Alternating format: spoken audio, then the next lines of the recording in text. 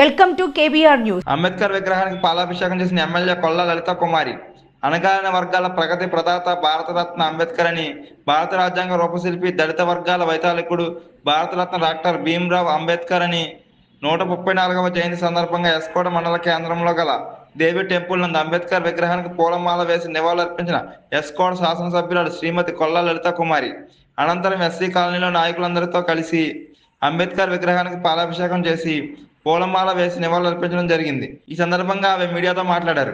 నివాళులర్పిస్తూ ఆ మహనీయుడు విధి విధానాలను ఆశయ సాధనాలను సమాజంలో ఉన్న ప్రతి ఒక్క పౌరులు కొనియాడుతూ వారి ఆశయాలను ముందుకు తీసుకెళ్తూ మంచి మార్గంలో పయనించాలని కోరుతూ మన కాలనీలో గతంలోనే నేను శాసనసభ్యురాలుగా ఉండేటప్పుడు 10 లక్షల రూపాయలు కమ్యూనిటీ భవనానికి ఇక్కడ ఇవ్వడం జరిగింది.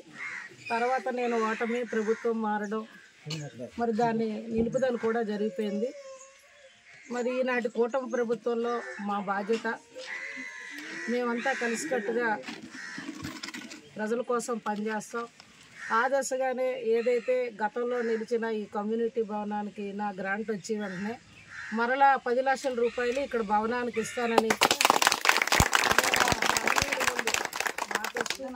దయించి నేను మీ అందరినీ కోరేది ఒకటే, ఇది ఒక వర్గానికో ఒక కులానికో కాదు, ఆ మహనీయుడు పండగ సమాజంలో ఉన్న ప్రతి ఒక్కరి పండగ.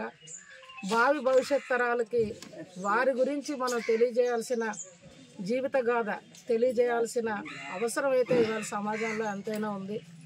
మనం అంతా ఇలా కలుసుకుంటున్నాం, ఇలా నిలబడ్డామంటే ఆ మహానుభావుడు రాసిన రాజ్యాంగం బట్టే సమాజంలో ఆనాటి నుండి ఉన్న ప్రభుత్వాలన్నీ కూడా వాటిని అమలు చేస్తూ ఏ వర్గానికి ఏ విధంగా అసలు న్యాయం చేయాలి, రిజర్వేషన్లు కల్పించాలి, లేకపోతే సమాజంలో అసలు అసలు గ్రామాల్లో అసలు మౌలిక వసతులు ఎలా పెట్టాలి, లేకపోతే ఎలా జీవించాలి అనే విధి విధానాలని రూపకర్త మహానుభావుడు. అటువంటి భారతరత్న మన అందరి ముద్దు బిడ్డ అయిన అంబేద్కర్ గారికి మరొక్కసారి నివాళులు అర్పిస్తూ మనం అందరూ సమాజంలో కలిసిమెలిసి ఉండాలి. ఒకరి కష్టాలు ఒకరు పాలు పంచుకునే విధంగా తోచిన సహాయ సహకారాలు సమాజంలో ప్రతి ఒక్కరూ కూడా అందించాలి, అందుకోవాలి, కలిసిమెలిసిగా ఉండాలని. ఇంకా ఎక్కడైనా మహానుభావుడు విగ్రహాలు లేకపోతే మనం అందరం కూడా సమాయత్తం అవ్వాలి, తోచిన సహాయాలు చేస్తూ ఆ మహనీయుడి విగ్రహాలు ప్రతి గ్రామం ప్రతి ఇంట నిలిచే దిశగా అందరం కలిసికట్టుగా కృషి చేయాలని మరొకసారి కోరుతూ ఆ మహానుభావుడికి నివాళులు అర్పిస్తూ ఈ కార్యక్రమానికి హాజరైన